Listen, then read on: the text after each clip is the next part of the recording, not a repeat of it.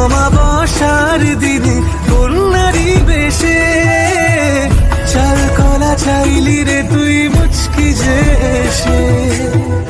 অভাগা বুঝলো না সে তোরই যে মায়া, রাগ করে চলে গেলি তুই অবশেষে। পুজোর মাঝে দেখলো সে যে শূন্য মায়ের স্থান, এলো কিসে এলি মাগো তুই ফিরে যখন, জীবন্ত হয়ে রয়ে গেলি ধন্য এ ভুবন।